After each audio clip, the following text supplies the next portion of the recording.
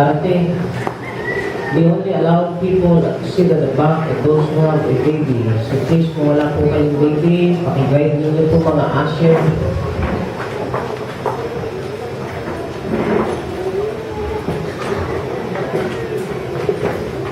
Sama po kayo mga sumalitor.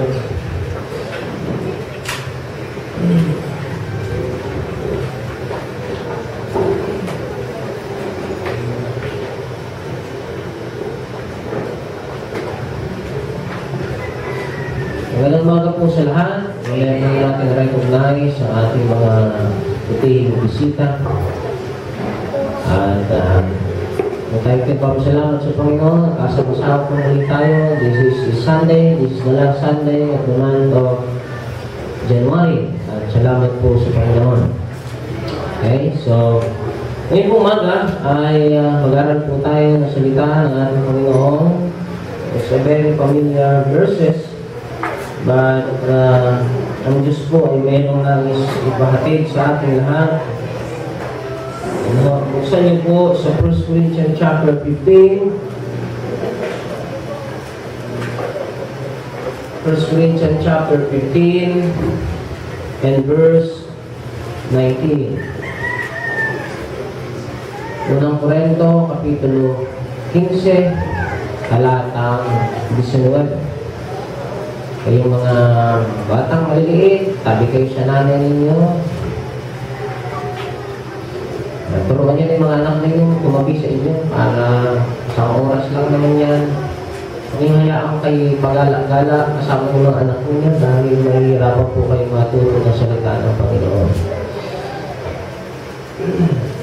1 Corinthians chapter 15 and verse 19.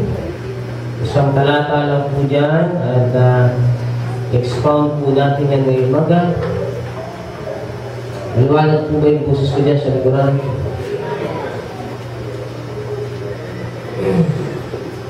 If in this life only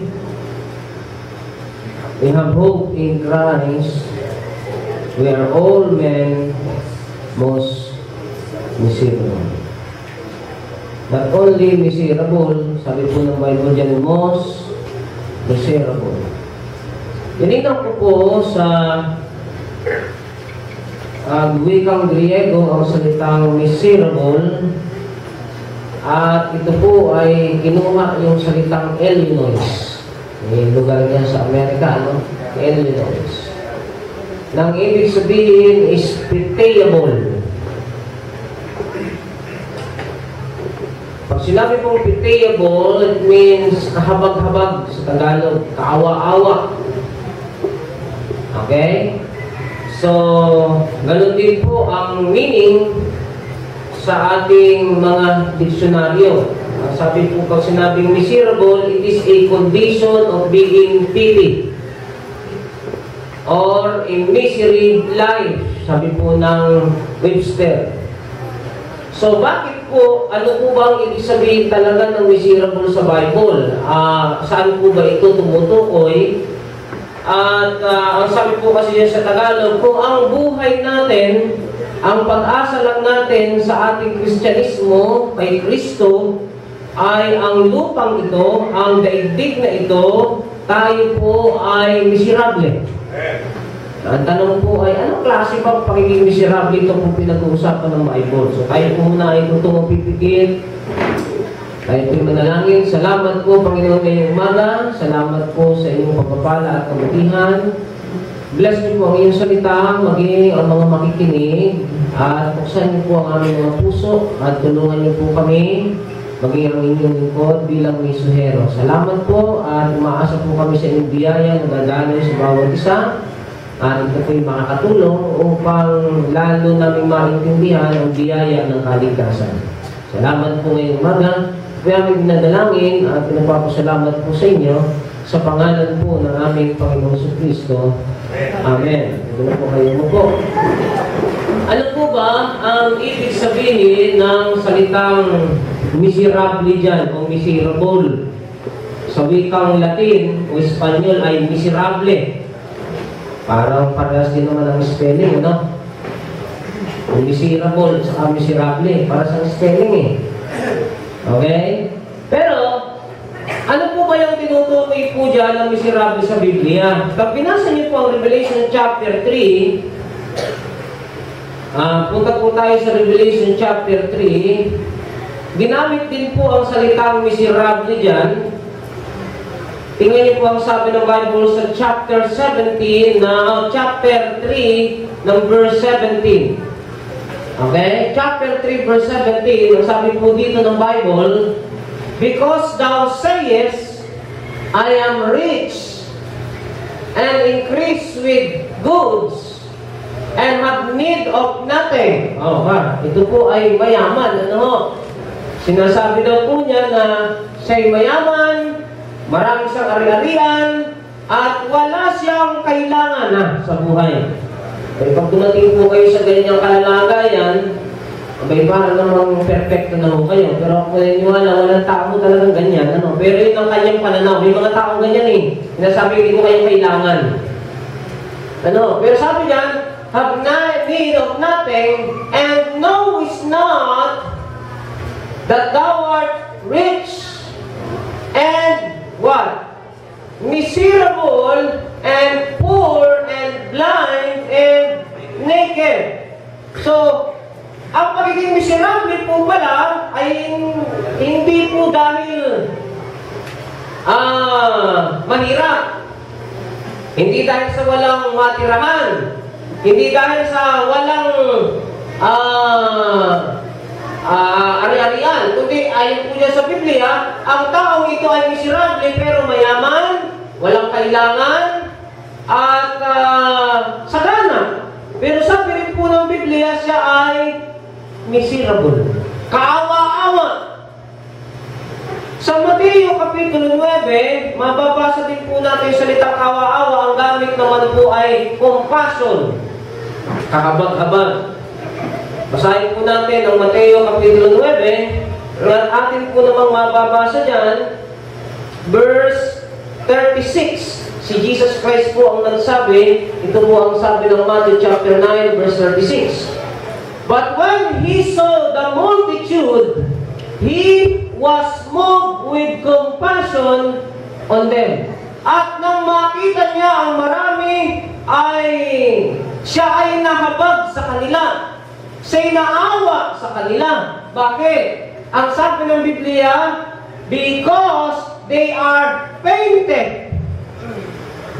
May pera, mayaman, pero sila po ay painted, nanghihina, walang direksyon, and were scattered abroad.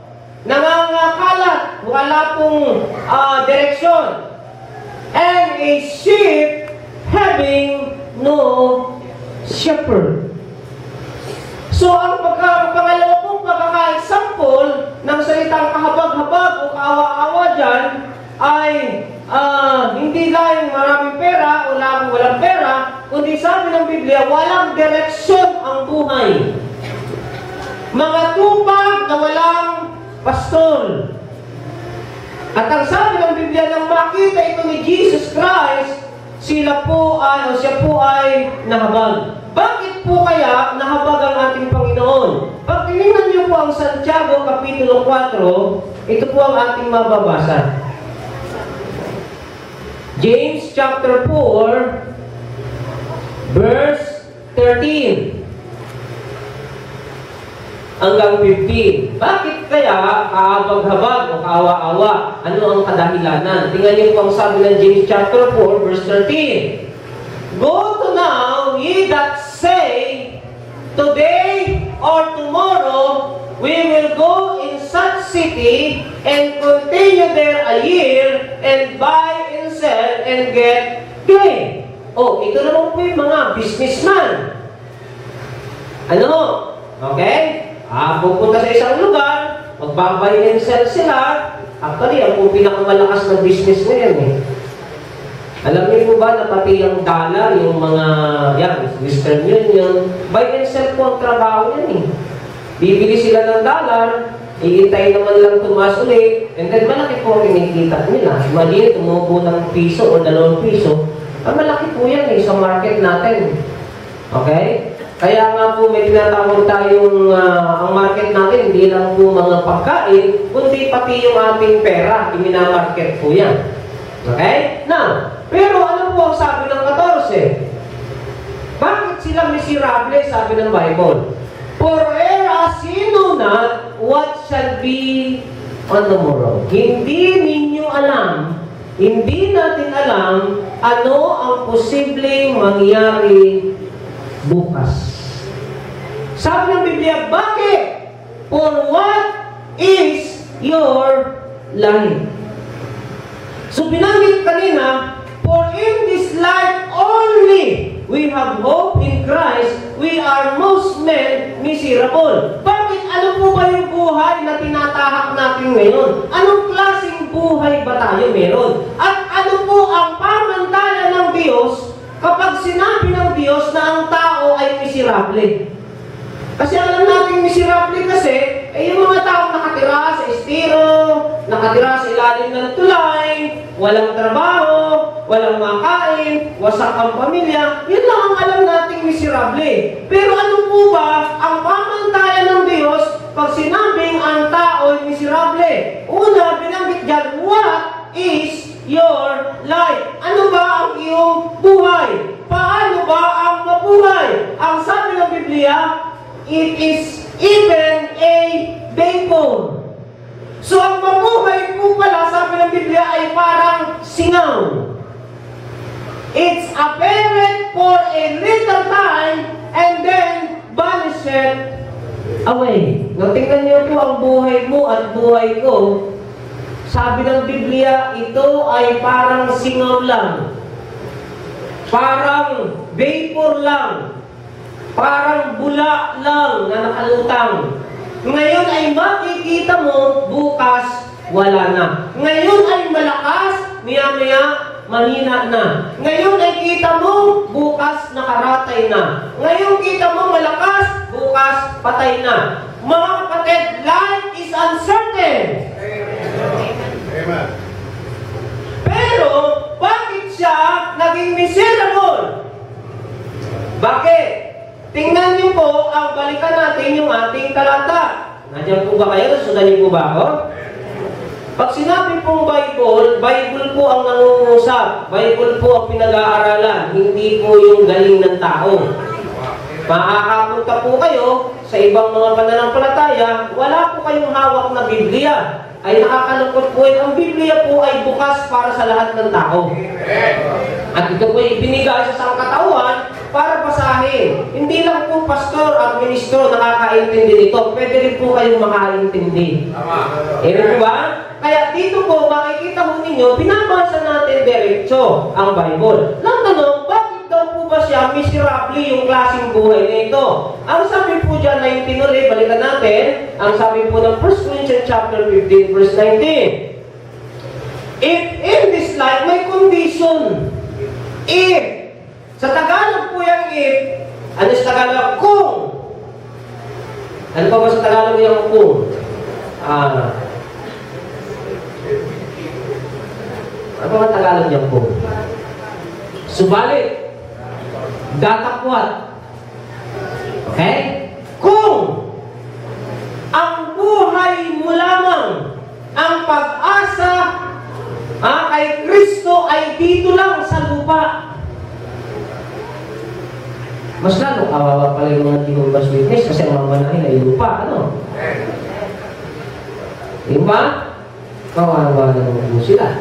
Kung ang pag-asa mo lang daw sa daigdig na ito ay ang lupang ito, hanggang dito ka lang. Kaya kung maraming mga tao, ang talagang focus ang sarili sa lupa.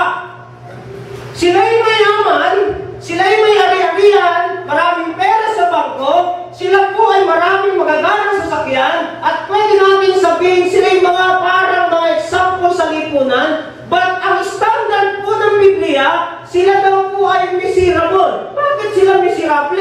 Ay samantalang sa tao, sila po ay huwaran. Di ba pinapangarap ninyo isang araw na pagpaparada kayo may magandang sasakyan? Pag biniyaya ninyo yung inyong mga kaibigan, gusto ninyo, pagbukas mayroon kayong gwardya sa inyong bahay. Di ba? At akyat tayo doon sa third floor, tayo may swimming doon, may swimming pool kayo. Di ba yung pangarap ninyong bahay? Di po ba? Tama? Pero bakit ang standard ng Bible, hindi yun talaga? Na although wala pong masama dyan. Amen po ba? Wala masamang magkaroon kayo ng third floor na bahay at sa nung pinakaroon date ninyo ay swimming pool. Walang masama doon. O doon sa ground floor ay swimming pool at doon kayo nakakasiyahan. Walang masama. May paparada po dyan. Tigilisa kayo ng sasakyan o dalawang sasakyan mo. Pag pudin yung isa, yung isang gagamitin mo. Walang masama dyan. Pero ano po ang term ng Bible? Bakit siya naging miserable? Ang tao na naging miserable ayon sa Biblia kung ang pag-asa lamang niya, ang kanyang pinaghahandaan at ang kanyang concentration ay lupa lang. Bakit? Sabi po kasi ng verse 20, ito po ang nakalagay. Tingnan niyo. Verse 20. Naintindihan eh. Behold! Mali ka, sister. Tingnan mo. 20 tayo. 1 Corinthians 15:20. Tuloy mo sa 20. But now, may salita naman kanina ay if. Conditional. Ngayon ay salitang but. May direksyon. Okay na ba niyo?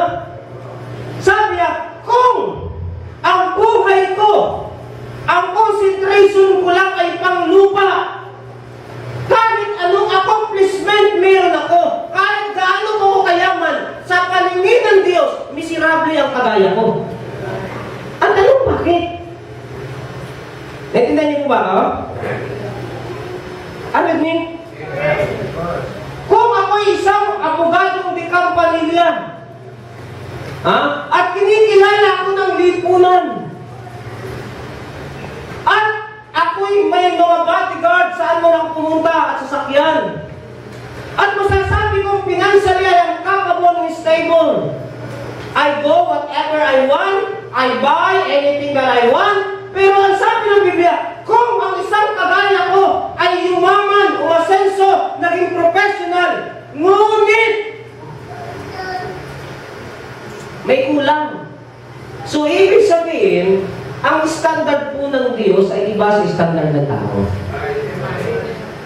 Kaya kung makikita niyo po, ang tao, sukdo lang mamamatay, magpakamatay, o pumatay. Alang-alang po sa kayamanan at pera.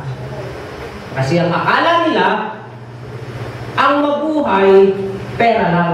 Now, tandaan niyo po ito, mga kaibigan, mga kapatid, ang Diyos ang may likha ng buhay ng tao. Tama po ba ako?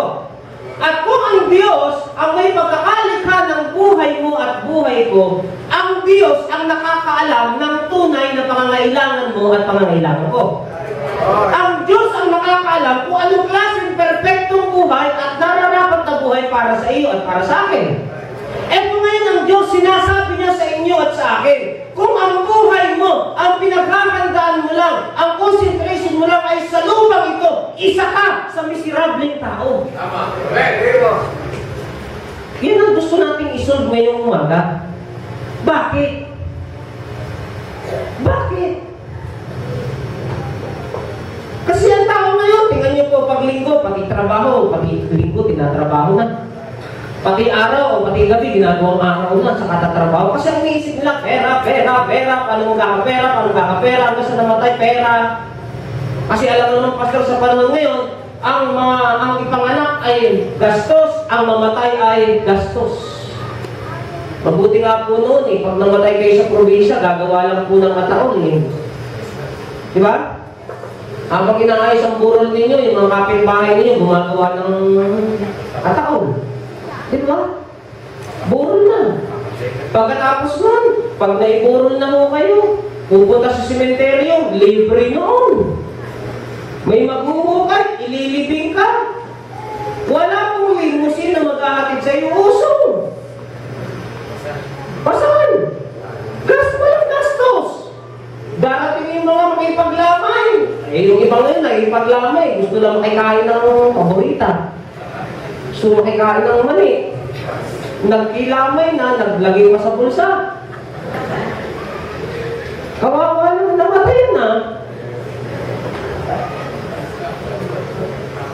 pinagsamantalahan pa.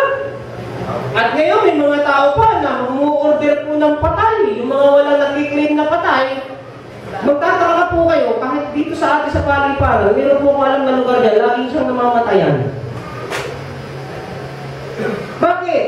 Pinagsusugalan. Ang laki po ng kanilang kinikita sa sugal. So ang tao po, ang iniisip, puro panglupa. Sabi ng Bible, wala namang masama. Anya lang, ang disenyo ng Diyos, ang original na pagkakalikha niya sa'yo sa akin, sabi ng Panginoon, pag ang utak mo, ang concentration mo, ang buhay mo, ang iniisip mo lang pang dito, miserable ka, sabi ng Diyos. Saka nyo? Tingnan niyo po ba? Kaya po namin kayo ininyahan din dito, mga bisita. Gusto po namin ipaalam sa inyo, dati hindi rin po namin ito alam, kasi kahit po kami noon, ang iniisip din namin, paano ba kami aasenso? Kami galing sa hirap, paano ba gaganda ang aming buhay? Alam niyo, ang pinakamaganda sa tao, hindi naman po masama yung mga harap kayo sa buhay eh. Kayo mga kabataan, alam niyo kung bakit minsan, huwag niyo pong sisihin yung inyong magulang kung bakit kayo mahirap. Sabi nga po ng isang mayaman, sabi po ito ni, kung di nagkakamali si Bill Gates, kapag kayo ay ipinanganak na mahirap, wala kayong kasalanan doon. Pero kapag kayo namatay, na mahirap pa rin, kayo na ang may kagagawa doon. Tingnan niyo po ba ako? Sabihin, ikaw ay naging tamad. So, hindi po masamang gawin, magsikap, mag-aral, mangarap, para sa buhay mo. Kaya lang sabi ng Bible, kulang! Miserable ang kanyang buhay. Bakit? Ayun po ang sagot sa verse 20. But now is Christ risen from the dead and become the first fruit of them that sleep. Binanggit naman po si Jesus Christ. Sabi niya, naalaala niyo ba si Jesus? Sabi niya, ano ang meron kay Jesus? Tingnan niyo, isang araw, siya pinakita niya ang perfect pattern ng buhay. Isang araw, siya ay ipinanganak. Pinanganak kayo, tama? Ganon putok sa buho sa inyo rito. Okay? Kayo po ay nagdalaga, nagbinata. Tama? Si Jesus Christ din. Okay? Ngayon, pag edad din ng 30, nagsimula na siya ng ministry. 3 years. Pag edad din ng 33, namatay. Pinakausap ako isang binisita namin patay, na namatay ng 40. Iyak ng iyak yung asawa. Kaya kabata-bata ka nito, namatay ng 40 lang. Sabi ng isang pastor, mapalad pa nga yung kapatid eh. Kaya niya ba, Jesus Christ na namatay, 33 lang. Natatingin siya. Namatay po siya, 33. Jesus Christ. Ngayon, nung siya po yung mamatay, di ba? Matindi nga ang kanyang kamatayan, sa krus ng Kalbaryo. Tama po ba ako? Siya po ay inilibing, pero sabi ng Bible, after ng 3 araw, siya ay nabuhay na mabuli. Bumalik siya sa mga apostol at sinabi niyang, tingnan niyo ako, ito ang perfect na buhay ng tao. Ang tao ay ipinanganak, siya ay lalaki, siya ay mabubuhay, siya ay magsisikap, pero isang araw haharapin niya ang ayaw niya, yung kamatayan. Pero hindi siya mananatili sa kamatayan. Siya ay mabubuhay na muli at may buhay sa kabila. Amen. Nakuha niyo po ba? Sabi ng Biblia, si Jesus Christ ang first fruits, unang bunga, isang palatandaan ng tao ay hindi lamang nabubuhay panglupa, meron ka rin buhay sa kabila na dapat mo rin pinaghahandaan. Kaya ang tao pala'y naging miserable sapagkat ang taong ito hindi dahil siya'y mahirap, hindi dahil siya'y mayaman. Ang concentration niya ay puro panlupa, ang hindi niya nalalaman pag siya'y namatay at tinaitiya, may buhay sa kabila na hindi niya napaghandaan. Ang sabi ng Bible, miserable ang tao na yan. Unang tanong, bakit? Sapagkat sa lupang ito, may hangganan. Sa kabilang buhay, wala. Ito po ang sabi ng Marcos. Tingnan niyo ho. Buksan niyo po sa Mark, chapter 8, verse 35 to 36 o 37. Nasusundan niyo po ba ako? Amen. Dinidetali ko lang po sa inyo. For whosoever save his life shall lose it, but whosoever shall lose his life for my sake and the gospel, the same shall save it. 36, tingnan niyo. For what shall it profit a man? Ano ang papakinabangin ng tao? Ay, ito na ngayon, pumapasok na po tayo sa pinto ng mensahe. Bakit miserable? Ang sabi ng Bible, for what shall it profit a man? Ano ang papakinabangin ng tao? Na napa sa kanya ang kayamanan ng mundo. Oh, ay mayaman. Pero ano sabi ng kadugsong? And lose his own soul. Ito po ngayon, dinivide po ng Diyos. Ang tao ay may katawan, ang tao ay mayroong kaluluwa. Ayun. Dapat yung pala pong maintindihan, okay? Para maintindihan, ulit-ulitin ko lang po sa inyo, makuha po ako rito ng dalawang bagay. Ang maguguan ha. Pakilalain mo ito, magpagay ito. Pero tutuluyan, ito sa inyo.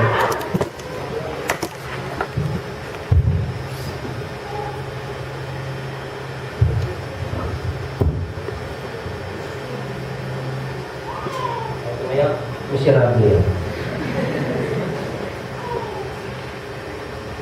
Ang gamit na lang. Ayun. Ito ngayon, higa. Ayan. Ang buhay niyo raw po, kung bakit pala miserable, sabi ng Bible, meron kang katawan, pero meron kang kaluluwa. Ang katawan, isang araw naging bata, ngayon tingnan mo, bata ka pa? Pwede pa. Pero isang araw, malalanta na parang bulaklak, mamamatay. Sabi ng Bible, mapalad na ang umabot ng 70. Sabi ng mga bata, Pastor, 70, 70. Sino sa inyo makakapagsabi nga abot kayo na 70? Wala. I-minus niyo yung edad niyo ngayon. Iba sa inyo, 62. Sino na 62 rito? 8 taon na lang ilalagay mo sa lupa. Ako, 40 na. 30 na lang. Kunti na, lampas na. Wala na ho ako sa kalendaryo. Sabi nila, meron pa naman wedding. Okay? Now, ulitin ko po. Tingin po ulit kayo rito. Para maintindihan po ninyo lang. Simple. Sabi ng Bible, kung bakit ang tao ay miserable, okay?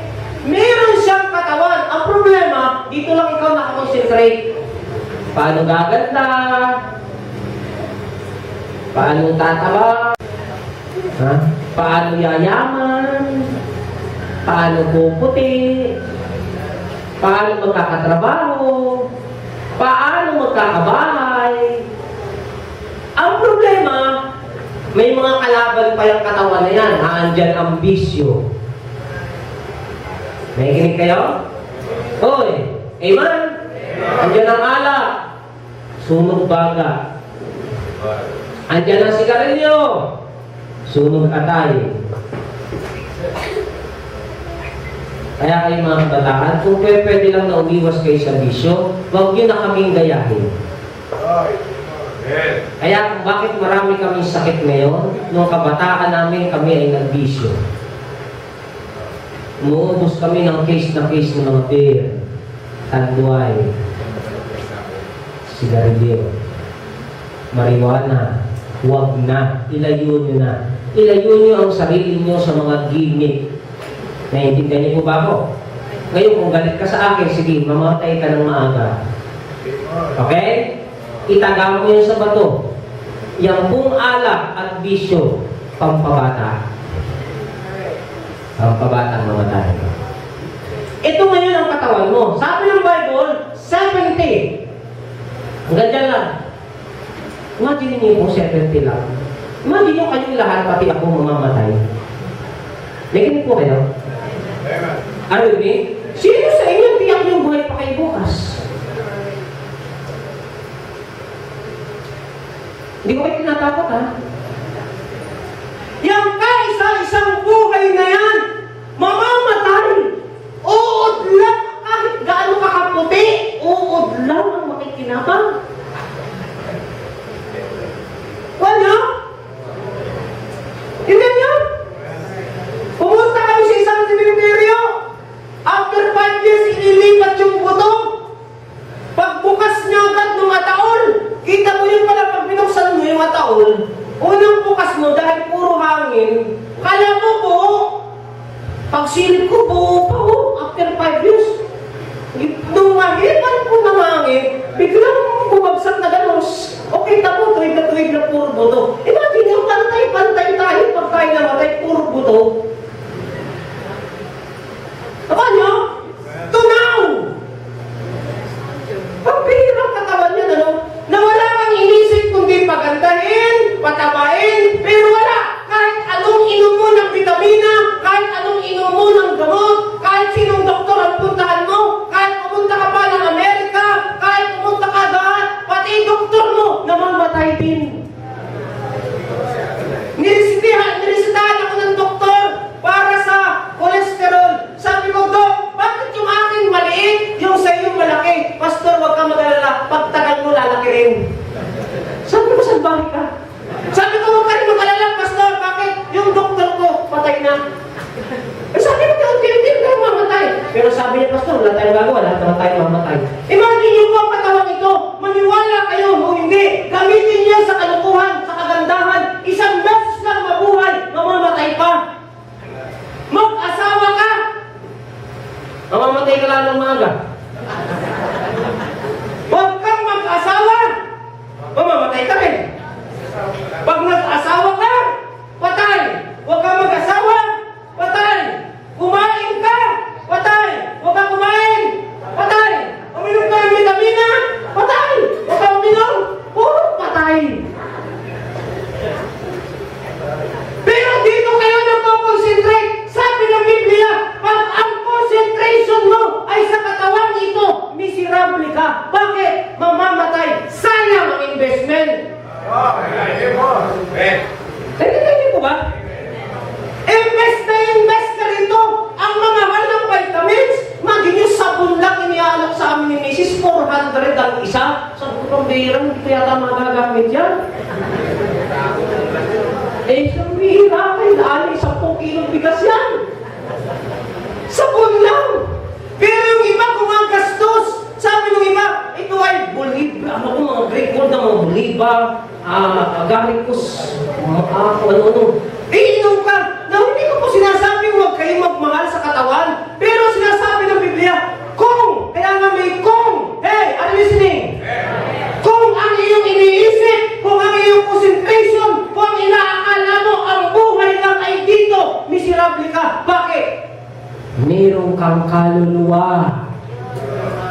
Ang kaluluwa mo sa katawan mo, yan ang nagiging dahilan kung bakit ka nakakapag-isip ngayong umaga. Bakit mo ako naiintindihan gawa ng kaluluwa mo? Hey, alam ni, yung katawan, receiver lang yan. Pag tumunog yung tiyan mo at medyo kumakalam yung sikmura mo, babato yan dun sa radar ng iyong utak. Sa utak mo sasabihin niya, oh, gutom ka na, kumain ka. Pero ang tunay na ikaw, ang tunay na nagdidikta ay hindi katawan, kaluluwa. Alam ni, ang tunay na ikaw ay kaluluwa. At sabi ng Biblia, ang kaluluwa ito ay eternal, hindi namamatay. Ang problema sa kaluluwa ito, nung ipanganak ka, ang kaluluwa kaluluwang ito makasalanan. Naintindihan mo ba? Ang problema, mga kaibigan, kaya nga nadama yung katawan eh. Kaya nga nasumpa kasama yung katawan eh. Sabi ng Biblia, itinakda sapagkat ang lahat, tingnan nyo, Romans 3:10, tingnan nyo sabi ng Bible. As it is written, there is no righteous, no not one. Lahat ay nagkasala. Kaya nga nadamay po yung katawan eh. May minana tayong kasalanan sa kaluluwa, nadamay yung katawan, kaya nagkaroon ito ng kamatayan. Ngayon, sabi ng Biblia, itong kaluluwa, walang kamatayan. Pag namatay si katawan, ayan, nasa taon, bibisitahin mo.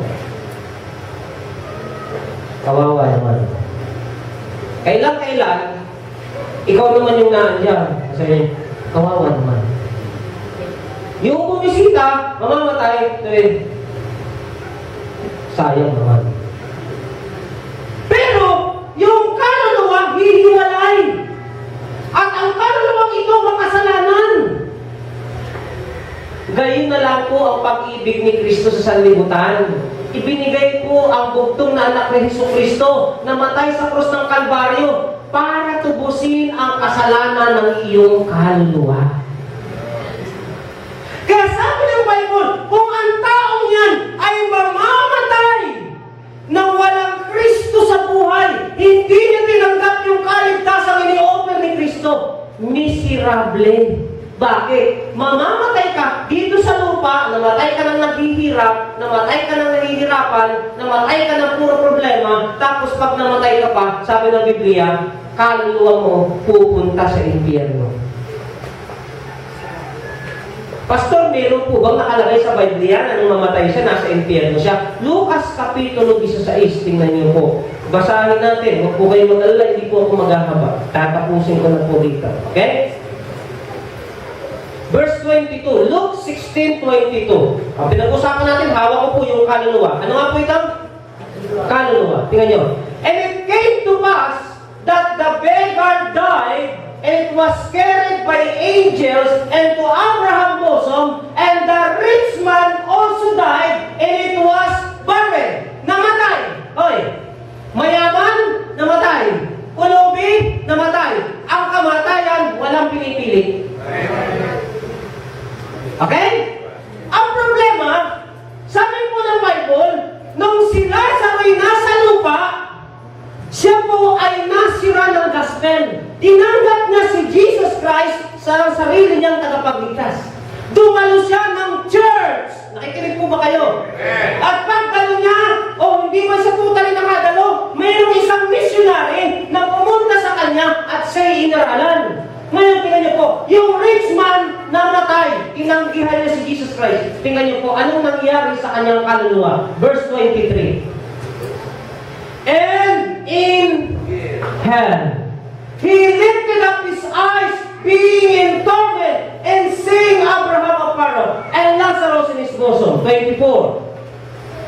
And he cried and said, Father Abraham, have mercy on me, and send Lazarus, that he may dip the tip of his finger in water, and calm my tongue, for I am tormented in this flame. 25. Anong sagot ni Abraham? But Abraham said, Remember that thou in thy lifetime, naalala mo nasa lupa ka pa? Are you with me? Bakit miserable ang mayamang ito? Nung nasa lupa ka pa, ang tingin mo, hindi ko kailangan mag-church, hindi ko kailangan ang gawin yan, at makinig sa pangangaral, at sisermonan ka lang sa simbahan. Andito ako, kahit nasa bahay, pwede naman ako maglingkod, pwede naman ako manalangin, yan ang patuwiran ng marami. Pero sabi ng Biblia, sa tingin mo, mabuti ang ginawa mo. Likewise, Lazarus, evil things. Sa tingin mo, yung mga mahihirap, ang dudumi, at ang pangit ng kanilang ginagawa. Ano sabi ng Bible? But now, si Lazarus, he is comforted, and thou art tormented. Ano pang ibig sabihin? Ang kaluluwa, pag namatay, humihiwalay po ito sa katawan.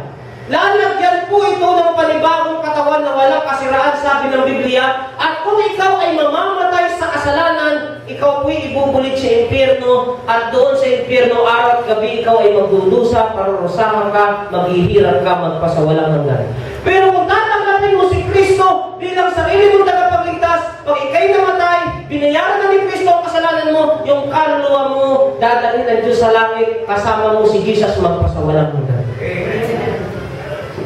Kaya ano po ang buhay na hindi miserable? Andiyan kayo? Kayo'y may katawan, kayo'y nabubuhay, pero meron kayong Kristo sa puso. Yan po ang buhay na hindi miserable. Ang buhay na may kaluluwa na makasalanan at hindi niya matatanggap si Kristo bilang sarili niyang tagapagligtas, kahit siya'y nabubuhay, kahit siya'y mayaman, kahit siya'y sagana, kahit siya'y healthy, ang tawag ng Bible, miserable. Pero ikaw ay nabubuhay na may kaluluwa ka, pero si Kristo'y nasa puso mo, si Kristo'y kinilala mo, si Kristo'y minahal mo, at yan ang sinasabing perpektong buhay na nais ng Panginoon sa bawat taong nabubuhay sa daigdig na ito. Sabi ng Biblia, kahit naghihirap ka, kahit may problema ka, kahit nag-i-struggle ka, kahit may karamdaman ka, still, ang buhay mo okay. Sapagkat ang karamdaman, pag namatay ka, patay din yan. Yan, sakit-sakit nila yan pag namatay. Ang kidney mo yan, matutunaw yan. Patayan, patay ka rin. Tapos, ang problema. Tama po? Pero ang malungkot po, mga kaibigan, mga kapatid, namatay ka na sa sakit-sakit ni, sa impyerno pa yung punta. Kaya po kayo aming mga bisita, inanyayahan namin dito, hindi para gawin kayong baptist. Hindi para dagdagan kayo ng relihiyon. May relihiyon na kayo eh. Ang kailangan niyo po ay mapaunawa sa inyo na si Kristo'y tagapagligtas at ang iyong kaluluwa ay makasalanan. Kailangan mong tanggapin si Jesus upang yung kaluluwa na yan ay ma-born again. Upang pag ikaw ay namatay, hindi impyerno ang punta mo, langit ang pupuntahan mo. Ito po'y hindi pangako ng baptist, hindi ito pangako ng relihiyon. Ito'y pangako ni Kristo na namatay at nabayubay sa krus ng Kalbaryo para sa atin. And secondly, sa inyo mga mananampalataya, although minsan hindi kayo nakukontento, pero kung ligtas ka na ngayong umaga, yung buhay na yan ay hindi na miserable.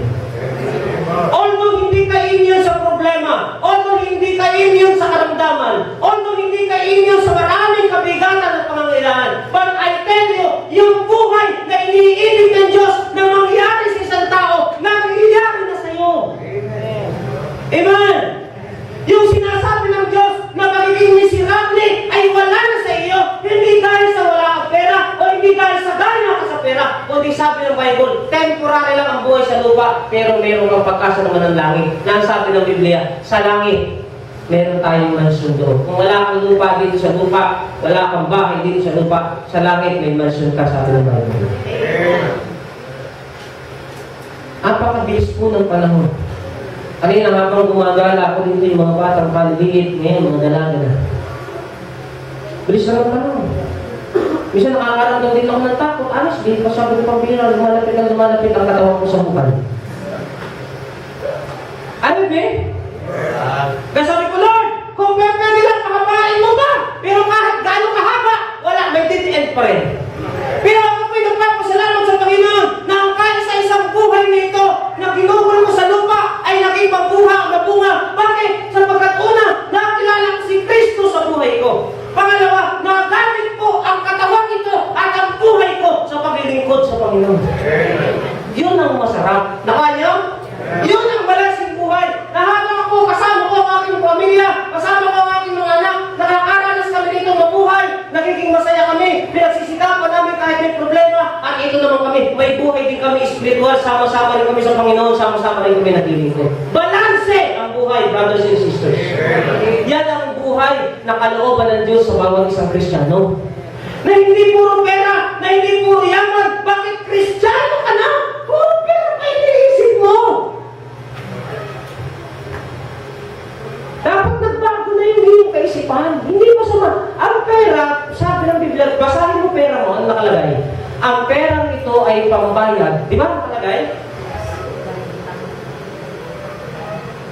Kaya sabi nyo, bakit kaya ang pera lagi ginagastos? Ang pera talaga ginagastos. Ayon po sa economist, ang pera hindi ginagastos, walang pakinabang. Ang pera ay kinuha para gastusin. Tama nyo? Yan, mababasa nyo. Tandaan na talaga ako, hindi ko na mabasa. Bakit itong 100 walang nakalagay? Ayun! Ang salaping ito ay bayaran ng Bangko Sentral kung kita nyo utang. Pambayad utang! Subukan mo pumunta ka sa paligid na wala kang pera, puling ka na saksak doon. Ang purpose ng pera ay panggastos. Di po ba kung kayo sana naman ay gagastos, ang kalooban po ng Diyos, Christian, are you listening? Kung ang 100 ito, nahahati po sa 250. Ang kalooban ng Diyos, yung 50, gamitin mo sa pamilya mo, gamitin mo sa sarili mo, yung 50 dapat nagagamit sa gawain ng Panginoon at paglilingkod mo sa Diyos. Yung buhay na yan, kung yan man ay 70, dapat yung kalahati niyan ay yung oras na yan, nagugugol mo sa Panginoon at yung iba naman ay nagugugol mo para sa iyong sarili. Yan ang kalooban ng Diyos, hindi puro iyo. Mamamatay ka man, magbibigay sulit ka man sa Panginoon. Nakikinig po ba kayo, Christians?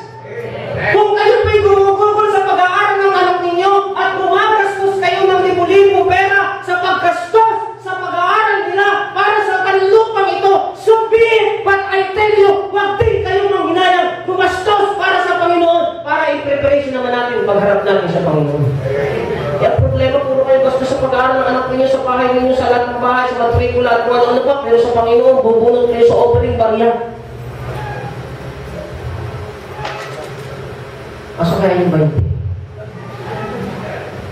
Pero pupunta ka lang sa McDonald's, punta ka lang sa Chowking, magkano nagagastos mo? Pinaka isang baba mo sa Chowking, isang 200. Wala ka pang drinks nun. Challenge ko sa iyo. Sa Chowking, paglabas mo, wala ka. Pag tinain mo yan, alam na yun. Pero sa gawain ng Panginoon, nagawa mo na po ba na yung equivalent, ako yung nag-Chowking, nag-200 ako, ibubukod ko rin 200 ko, pag simba ko, i-offering ko. Para balanse! Iman! Anak, ginagastusan kita sa pag-aaral, pero tanda mo ito na, ang pag-aaral, ang talino, hanggang dito lang yan. Pag namatay ka, wala na ang pagiging scientist mo. Wala na ang pagiging doktor mo. Wala na ang pagiging abogado mo. Wala na ang pagiging IT mo. Ala na! Dito ka na eh. Ano ba yung papasok? Yung pangalawang buhay mo, buhay spiritual mo. Kaya po mahalaga na dapat mabalansin mga mananampalataya.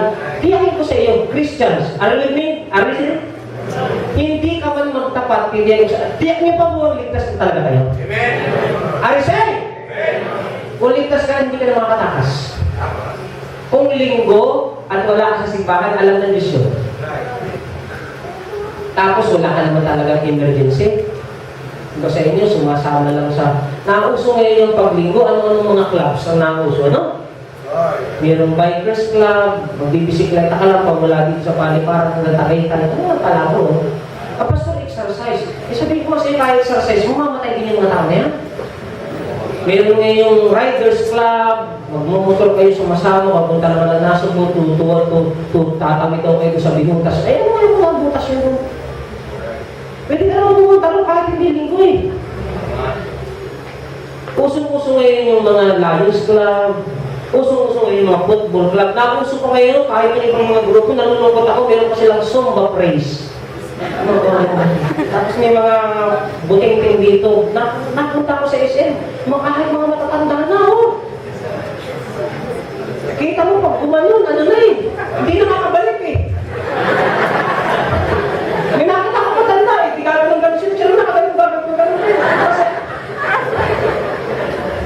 Naka 5 steps na, yung mga kalaban niya, kasama niya siya, nakakalahati pa lang. Hawa ako, lingkod na ako sila hapon. Pero sa simbahan, hindi makasimba. Sa Sabi ko sa inyo, kaya sa kanina, nung pagkalungkot ako sa awitan, ng bakit? Mas malakas ang sigawan sa sabungan, pero ang hina ng awitan sa sabungan. Sige niya. Sabi ko, oh! Nagis! Oh! Sila! May Kristo rin doon, yung tagahawak ng ano. Anak sa sigawan niya, narinig niyo, kahit kasadaan kayo, sigawan niya, oh! Nagis! Oh! Ay! Sa simbahan, kumamit kayo para pumilarya.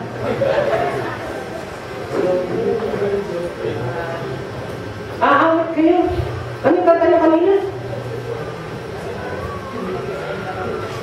Benyo, mamatay ka na nga kung taan na langit.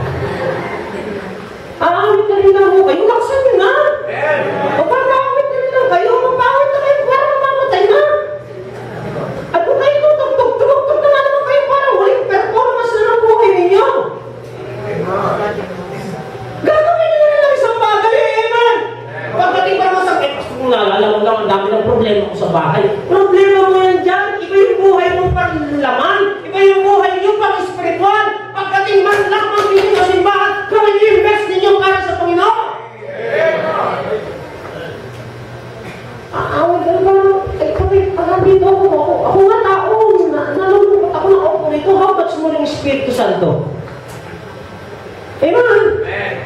Awag na rin lang. Bakit ka rin ako? Hindi na kailangan. Gibain nyo to. Gibain nyo. Gagawa na lang ako ng panibago. Meron na ako alam ng pastor representative. Alam mo sa sobrang init. Nadampot yung pulpito. Hindi nakakampas. Pag di ka kanabis dito, iampas ko kayo.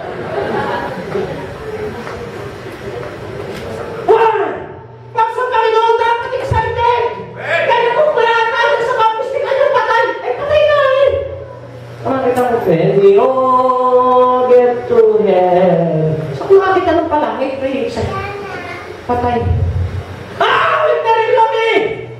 Maglilingkod na rin lang eh. Amen. Gawin nyo na best. Ilagay yung isipin, itanim ninyo mga nagbabaylay, nagpapiano na andyan, Brad. Baka huling araw ko na to, gawin ko na yung best ko, gawin ko na yung the best ko. Pagkakit ko sa langit, at least yung huling araw ko man lang, nandun yung reward. Amen! Dumating na po sa pagkakataon, upo ako ito, mga kapatid. Sakit ako sa puso. Yan lang kayo na. Tsagain yung boses ko.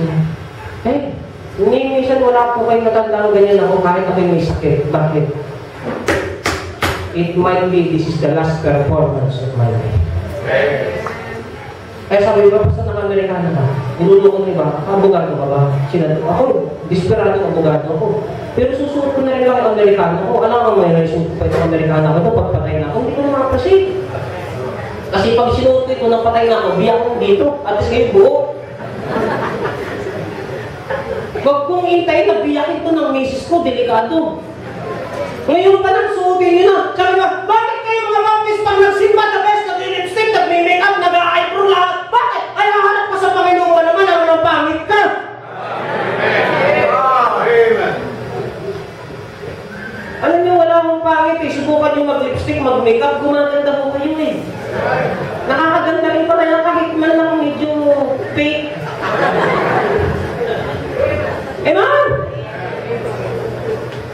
Sabi niyo, bakit kayo mga baptist talagang tudo lahat? Abay, sisimpa kayo.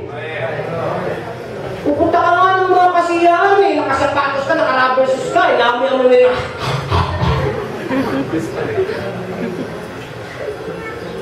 Tapos pagdating sa Panginoon, kulilag ka, mukha kang kulamot. Ay, hindi ko. Amen! Do your best! Amen! Mag-ooperate kayo! Yung pinakamalapit pera sa bulsa, dapat na hindi na naiiwan. Yun ang dapat pinagkakaloob sa Panginoon. Hindi. Nasa kayo yung 20. Kaya minsan nagpipray na, inamalag yung 20.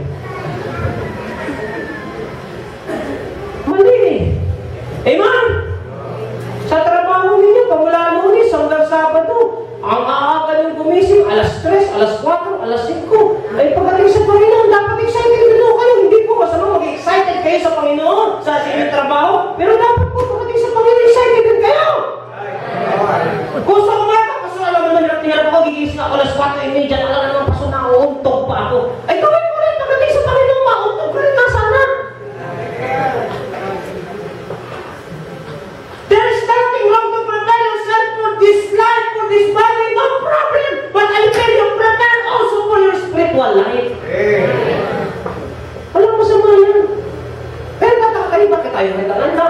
nag-prepare dito? Bakit natin pinagbubuti? Kasi harap tayo sa hari ng mga hari at Panginoon ng Panginoon.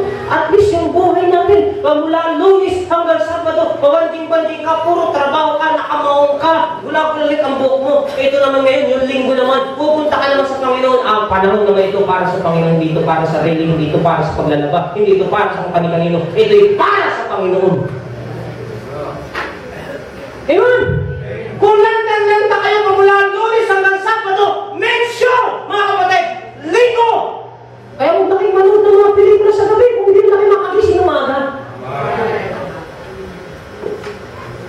Hindi po masama. Kung yumaman kayo, praise God!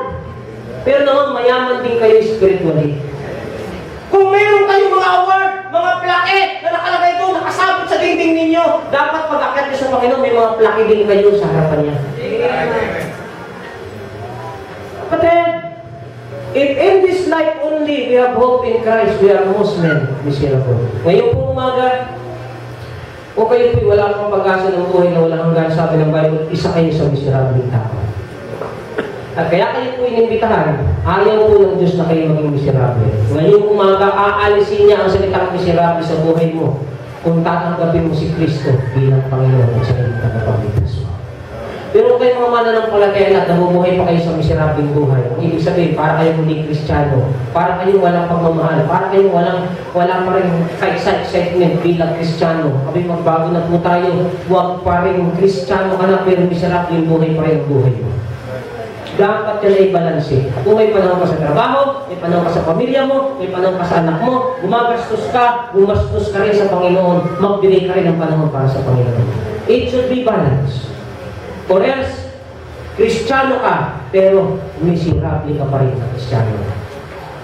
Kristiyano ka, pero hindi nakikita sa iyo yung kaibahan. Ikaw ay mapalad, pero hindi mo na-appreciate. And as I close, meron pong isang bata na sabi po niya, sabi ng kanyang kapatid, Otol, youngest brother niya ito, ako po mag-a-abroad sa Italy. Ito gawin mo, padadalhan kita ng pera, pagawa mo at paayos mo ang ating bahay, sila po'y probinsyano. Totoo po yata nangyari ito, nabasa ko kwento. Ito ngayon, unang New Year, wala pa po ng mga abroad-abroad. Padadala kita dyan, may darating diyang kaibigan ko, padadala ko yung pera. Dito po ako magwawakas. Stay where you are. Binigay sa madaling sabi, binigay po sa isang box. Yung kapatid, ang alam lang niyang pera ay pera ng Pilipinas. Pagtingin sa kanya, ano ba ito pinadala ni ate na ito? Parang play money. Ano kung magagamit ito? Wala namang kwenta. Si ate padala, puro papel lang. Ang ginawa po niya, sabi niya, ang maganda may mga picture. Ang ganda may picture pa ng pyramid. Ang ginawa niya, gumawa siya ng aspil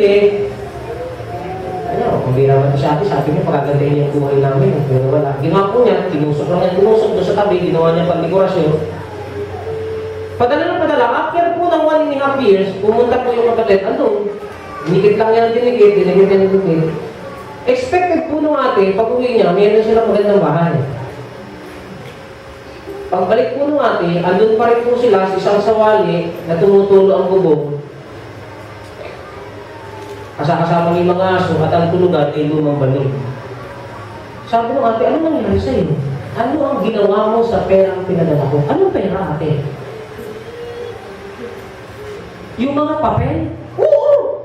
Pera! Di pera yun! Pera yun! Pera yun ng ibang bansa. Kaya ko kasi ate, papel. Yung iba ginawa ko pang sinibinangapoy. Basta probinsya ginagawa pa sinibinangapoy. Ayun yung ate, yung mga natira. Dinikit ko. Ginawa ko, ganda kasi ng mga picture, may mga taong mga pulot ng buhok.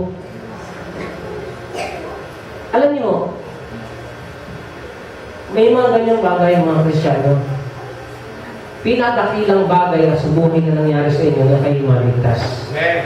It's a privilege. Pinadala yan ng Panginoon sa buhay ninyo. Pero kung hindi niyo po alam paano gamitin at hindi niyo gagamitin yan, para yung papel, nilagay niyo lang sa pader, walang gamit.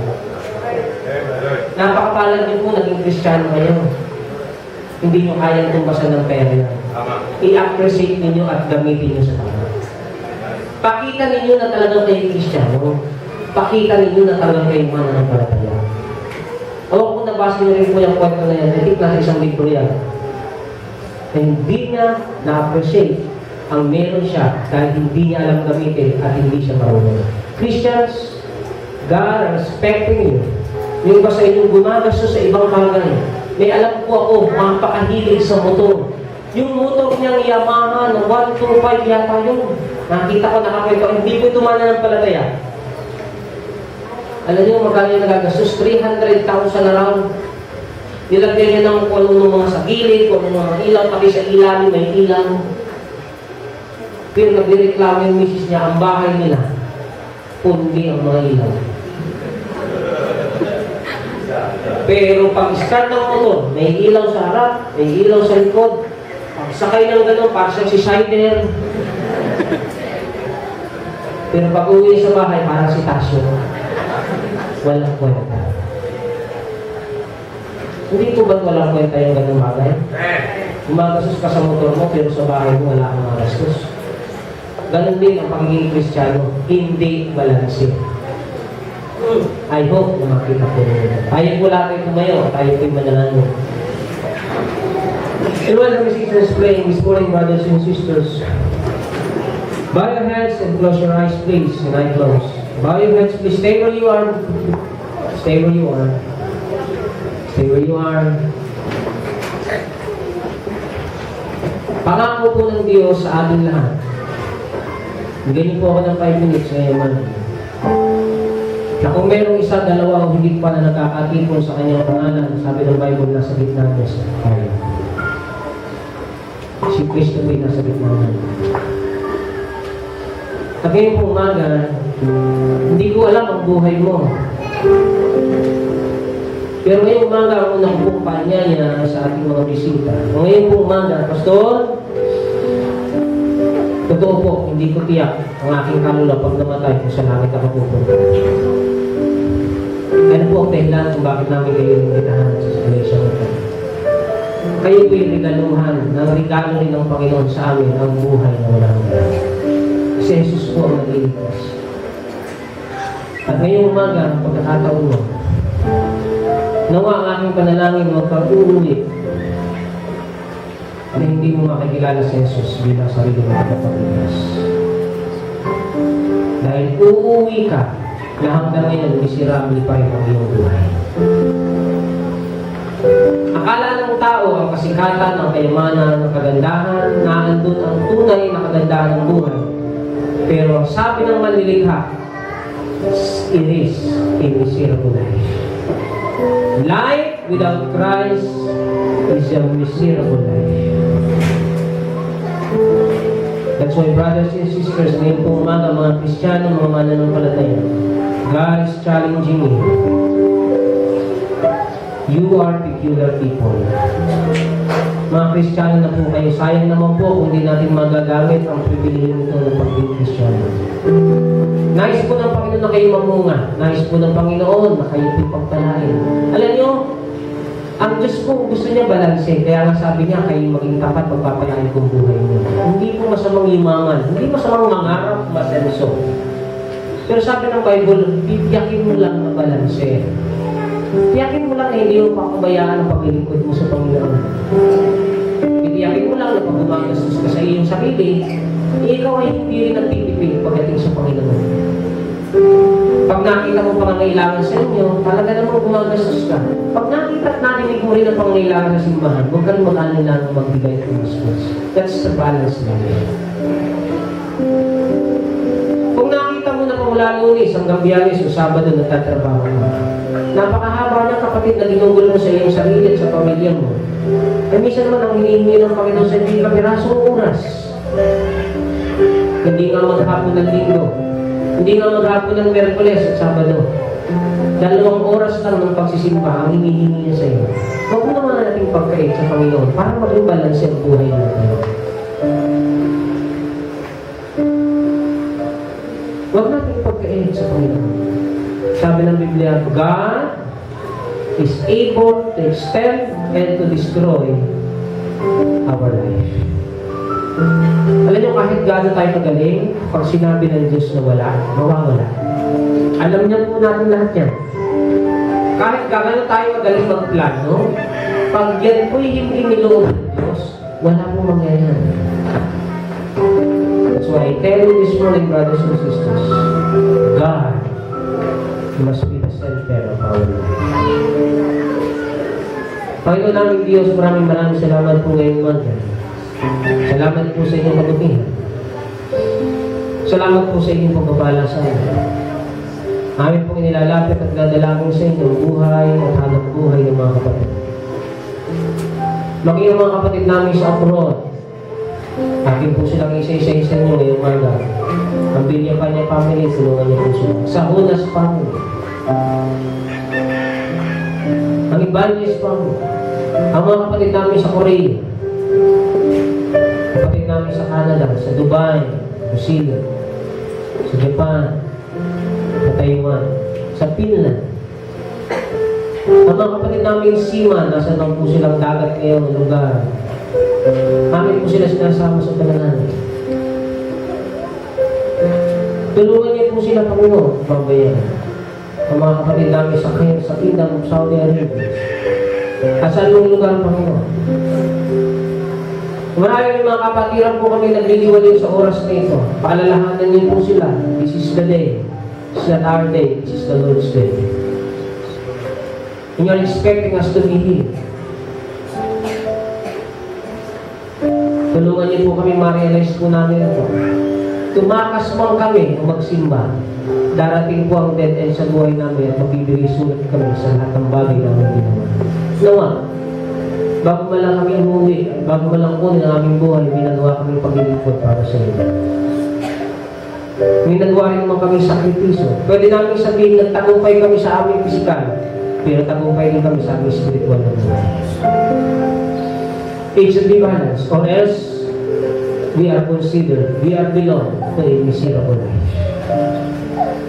Salamat po Panginoon ngayong umaga. Aking dalangin papala yung mga hanap buhay at buhay ng mga kapatid, ang kanilang mga trabaho, ang kanilang mga business, ang mga nagsisipag-aral, Panginoon. Tulungan niyo po kami at pagpalain bawang isa ang aming mga health at ang aming mga pinansyal na pangangailangan. Tulungan niyo rin po ang aming mga kapatid na iba pang nasa ibang bansa. Naalala ko po sa Cambodia, sa Thailand, sa Taiwan. Kayo na po ang bahala sa kanila sa mga hindi ko rin manapanggit. Alayin niyo po ang iglesia nito, ang aming proyekto, ang aming jeepney project, ang aming building project. Salamat po, but most especially sa aming soul winning project. Thank you so much Lord ngayong umaga. Salamat sa iyong biyaya at pangunguna sa aming buhay. Maraming salamat po namin pinadalangin sa inyong kapasalamat. In Jesus' name we pray. Amen.